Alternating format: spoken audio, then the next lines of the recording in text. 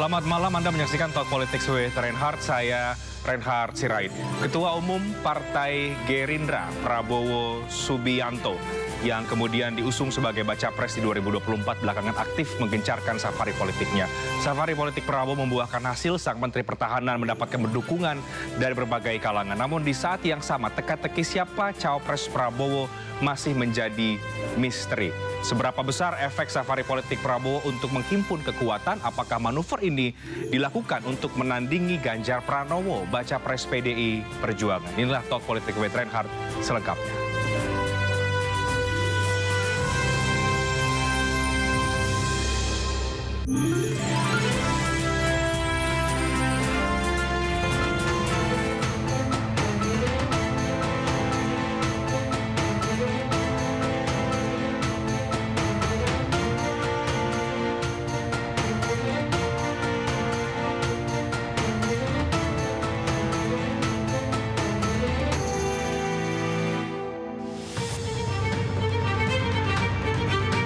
Ketua Umum Partai Gerindra, Prabowo Subianto, melakukan sejumlah manuver dan pergerakan politik dengan menemui sejumlah tokoh usai PDI Perjuangan mengumumkan Ganjar Pranowo sebagai calon presiden 2024.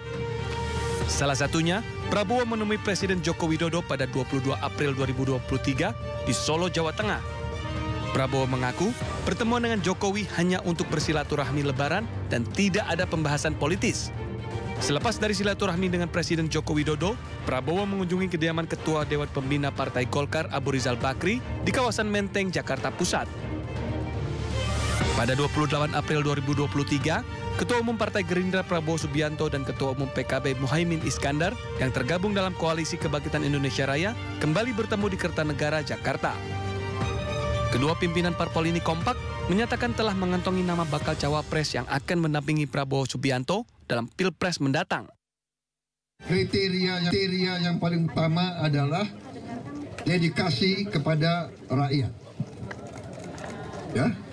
Kemudian komitmen kepada Pancasila dan Undang-Undang Dasar 45. NKRI. Bhinneka Tunggal Ika, persatuan. Tentunya kapasitas. Ya. Kredibilitas dan integritas. Silaturahmi halal bihalal ini menghasilkan kebersamaan yang semakin solid, kekuatan koalisi yang semakin baik. Pada 2 Mei 2023, Prabowo mengunjungi kediaman Wakil Presiden ke-10 dan ke-12 yakni Yusuf Kala di kawasan Brawijaya, Jakarta Selatan. Ia mengaku pertemuan tidak banyak membahas dinamika politik saat ini. Terbaru, Menteri Pertahanan itu juga dijadwalkan akan bertemu dengan Ketua Majelis Tinggi Partai Demokrat, Susilo Bambang Yudhoyono. Ya, pertemuan antara Pak Prabowo Subianto dengan Susilo Bambang Yudhoyono memang belum terlaksana, tapi menarik untuk kita dalami lebih jauh lagi di balik pergerakan Pak Prabowo Subianto menapaki jalan menuju tahun 2024 karena dirinya telah diusung sebagai baca pres oleh Partai Gerindra setidaknya, dan juga ada PKB juga yang kabarnya juga sudah memberikan dukungan kepada Ketua Umum Partai Gerindra Prabowo Subianto. Kita akan bahas lebih jauh malam hari ini bersama dengan dua narasumber sudah bergabung di studio. Ada Wakil Ketua Umum Partai Gerindra, Mas Budi Satrio Jiwandono. Selamat malam, Mas Budi, apa kabar? Selamat malam, Mas Reinhard. Sehat ya, Mas? Sehat, alhamdulillah. Baik, dan juga ada Mas Jayadi Hanan dari Direktur Eksekutif Lembaga Survei Indonesia. Selamat malam, Mas Jayadi, apa kabar? Alhamdulillah, selamat malam Mas Reinhard. Kabar baik ya Mas ya? Alhamdulillah. Ya, kita malam hari ini mau membahas Mas Budi dan juga Mas Jayadi bagaimana kemudian Pak Prabowo Subianto yang mungkin bahasa anak sekarang ini sedang aktif-aktifnya begitu ya. Aktif juga untuk bertemu dengan banyak tokoh dan juga ditemui oleh banyak tokoh. Saya mau ke Mas Budi kalau begitu. Apakah pertemuan-pertemuan yang kemudian dilakukan oleh Pak Prabowo, baik yang didatangi atau Pak Prabowo sendiri yang mendatangi, itu memang diakui menjadi bagian dari konsolidasi atau menghimpun kekuatan sebesar-besarnya demi menuju ke tahun 2024, atau ada alasan yang lain, Mas? Ya, pertama-tama Mas Reinhard, terima kasih atas waktu dan undangannya. Ini kehormatan bagi saya dan bagi kami dari Partai Gerindra. Saya rasa ya apa yang Pak Prabowo lakukan, ya kita bisa lihat akhir-akhir ini adalah contoh dan teladan dan proses bagi pendewasaan dan perbaikan politik demokrasi di Indonesia. Ya, beliau menunjukkan bahwa dalam menghadapi sebuah kontestasi politik, apakah itu pilpres, apakah itu pileg, ya kita harus menjalankan komunikasi yang baik, silaturahmi yang baik dengan seluruh elemen bangsa, seluruh tokoh, apakah itu pimpinan partai politik, apakah itu senior-senior dalam pemerintahan, apakah itu tokoh ulama, tokoh agama, juga mantan pimpinan-pimpinan tinggi negara. Ini yang Pak Prabowo contohkan kepada kami ini di Partai Gerindra. Dan selama ini memang Pak Prabowo aktif berkomunikasi dengan berbagai macam pihak, apakah itu partai politik, apakah itu pimpinan, dan Pak Prabowo menyatakan, ya, Pak Prabowo siap untuk bekerja sama dengan siapapun, ya, dengan partai politik manapun, dengan catatan-catatan tertentu. Yang pertama adalah komitmen terhadap rakyat, ya, komitmen terhadap Pancasila, Undang-Undang Dasar 1945 dan NKRI.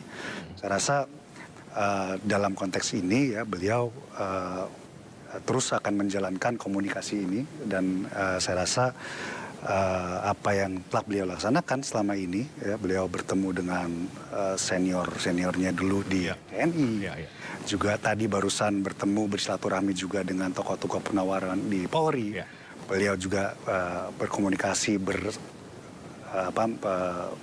berdatang kepada pimpinan-pimpinan partai politik di markas-markas politik, partai politik tertentu, dan juga beliau mendapatkan kehormatan menerima pimpinan-pimpinan partai politik atau tokoh-tokoh lain seperti tokoh relawan yang sekarang rame-rame memang berdatangan untuk berkomunikasi dengan Pak Prabowo. Intinya, ya, saya rasa Pak Prabowo ini mengedepankan semangat persatuan. Ya, gimana pun juga kita boleh berbeda-beda warna, tapi ujungnya kita berbakti untuk bangsa dan negara, untuk merah putih. Dan ini contoh dan teladan yang Pak Prabowo jalankan. Semoga bisa memberikan sebuah pendewasaan politik bagi kita semua dalam proses demokrasi di Indonesia. Jadi komunikasi politik yang terus dilakukan oleh Pak Prabowo Subianto membuka sebesar-besarnya, bahkan juga ada partai PBB, ya, yang saya tahu juga kemudian mendukung Pak Prabowo, itu memang menjadi bagian dari konsolidasi dan untuk membuka peluang kerjasama yang sangat besar di Pilpres 2024, Mas. Ya, kita harapkan bahwa kerjasama politik ini kan penting, ya, untuk membangun bangsa dan negara, ya. Semua elemen bangsa, ya, partai politik tentu mempunyai andil yang besar, apalagi menentukan pasangan calon presiden, calon wakil presiden. Dan membangun sebuah kekuatan ini, ya, membutuhkan pendekatan, komunikasi, dan insya Allah nanti, ya, sebuah persamaan persepsi, dan moga-moga, ya, dengan komunikasi ini, ya, memang nanti akan menjadi sebuah semangat bersama lah untuk membangun bangsa di waktu yang akan datang. Ya, menarik Pak Jayadi tadi Mas Budi mengatakan memang ada ruang komunikasi yang sangat lebar dibuka Pak Prabowo Subianto dan juga dukungan yang terus mengalir. Kalau kita lihat juga, ya, Mas Jayadi, belakangan ada tokoh-tokoh yang hadir, ada Pak Wiranto datang, kemudian juga Pak Prabowo juga aktif mendatangi banyak sekali tokoh-tokoh yang mungkin juga kita bisa bilang punya cukup pengaruh yang cukup besar begitu, ya. Apa yang Mas Jayadi lihat dari pergerakan Pak Prabowo ini dan derasnya dukungan yang mungkin kita lihat kepada Pak Prabowo dalam upaya untuk menuju ke tahun 2024? Kalau Pak Prabowo ingin menang Pilpres 2024, pertama dia harus mempertahankan sebanyak mungkin pemilih dia di tahun 2019 lalu. Kalau 100% bertahan, tetap nggak cukup untuk menang. Kan 44,5%. Kalau yang maju 3 nama, Pak Prabowo, Ganjar, Anies, maka kemungkinan besar 44,5% suara Pak Prabowo itu tidak utuh nanti. Bisa pecah, ya? Ya, sekarang udah pecah kan? Sekitar 20%-an pindah ke Anies. Masih bertahan di Pak Prabowo sekitar 50% dari 44,5, ya, 23-24%. Nggak cukup kan? Bahkan untuk menang putaran pertama. Itu berarti Pak Prabowo harus, selain mempertahankan sebanyak mungkin pemilih yang 2019, harus mendapatkan pemilih baru. Di mana pemilih baru itu berada? Antara lain, kalau kita kaitkan pemilu 2019 misalnya, di daerah-daerah di mana Pak Jokowi menang. Gitu. Karena Jawa Tengah, Jawa Timur misalnya ya. Jawa Tengah yang Pak Prabowo lemah, Jawa Timur yang meskipun tidak selemah Jawa Tengah tetap lemah, Bali lemah sekali, di Nusa Tenggara Timur lemah gitu. Nah daerah-daerah itu perlu dijangkau sebanyak mungkin oleh Pak Prabowo. Bagaimana caranya? Caranya yaitu tadi mau tidak mau komunikasinya harus lintas sektor, lintas sektor dan multi arah. Multi arah itu maksudnya lintas sektor, segala sektor didekati, multi arah baik vertikal maupun horizontal. Komunikasi antar elit itu boleh disebutlah sebagai komunikasi horizontal dan dia harus lintas sektor kemanapun gitu. Karena itu pesan yang ingin dibawa oleh Pak Prabowo kan pesan persatuan, supaya dia bisa diterima oleh semua kalangan untuk lintas sektor tadi, supaya pemilih-pemilih baru itu bisa masuk. Nah, kalau kita jadi ada dua jenis komunikasi politik yang bisa dilakukan, yaitu komunikasi elit, tapi juga komunikasi di tingkat akar rumput kan gitu. Nah komunikasi elit ini diperlukan minimal untuk dua hal. Satu, simbolik. Simbolik kan perlu menunjukkan bahwa narasi bahwa Pak Prabowo diterima semua kalangan itu sangat penting. Karena kalau diterima semua kalangan, pemilih yang berada di tengah-tengah itu bisa menerima.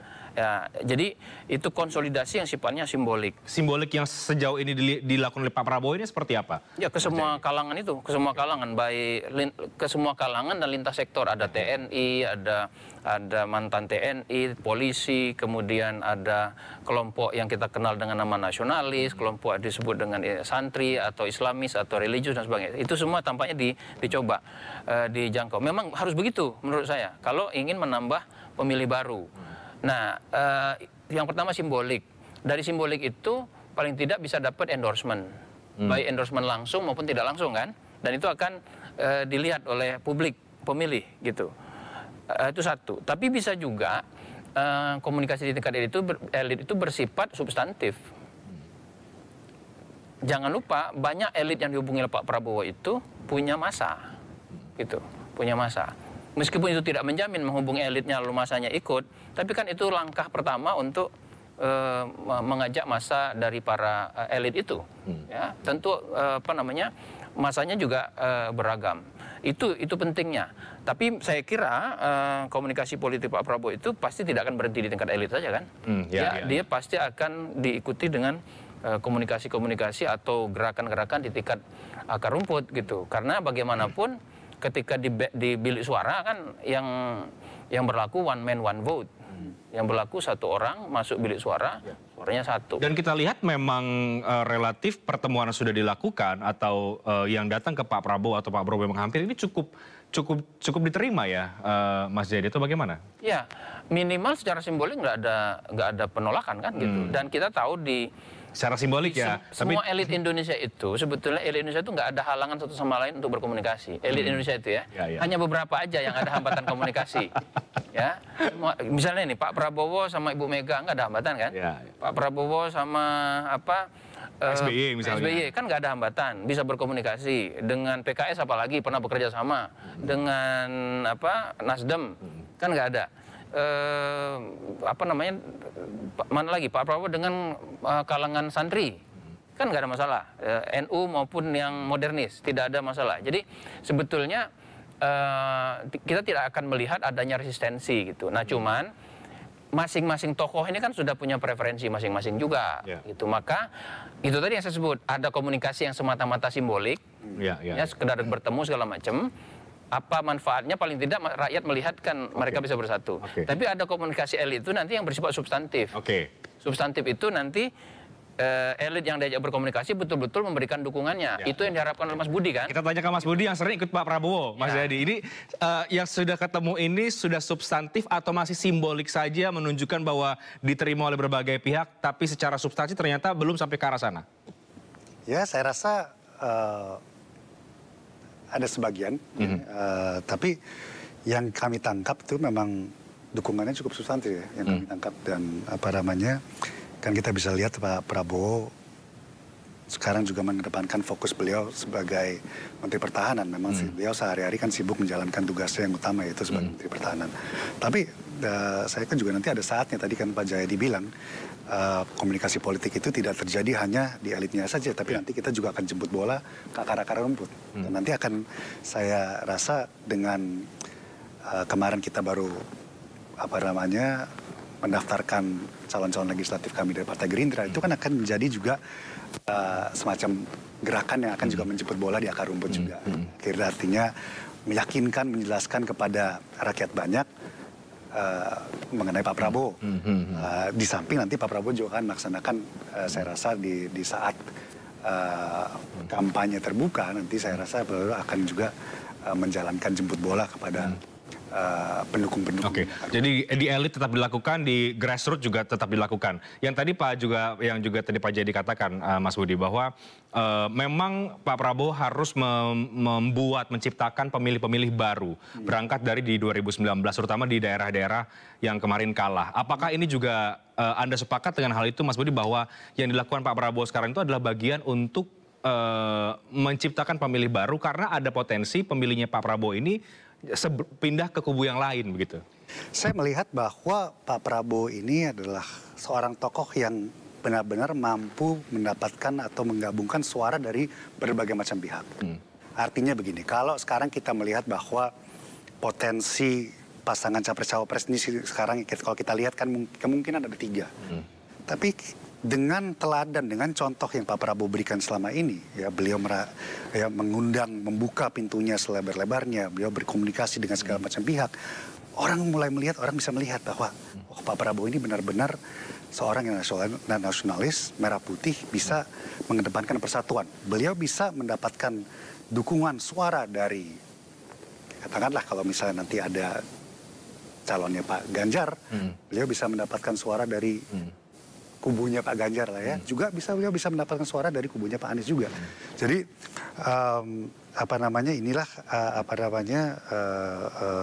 saya rasa daya tarik Pak Prabowo, sebuah orang tokoh yang benar-benar bisa menyatukan seluruh elemen bangsa. Dan saya rasa ini sangat penting menuju pemilu 2024. Tapi benar tidak Mas Budi bahwa pergerakan Pak Prabowo sekarang adalah upaya untuk menandingi Ganjar Pranowo dan juga PDI Perjuangan? Tapi dijawab nanti kita di segmen berikutnya. Mas Jayadi, kami break dulu. Tetap bersama kami di Talk Politics with Reinhardt.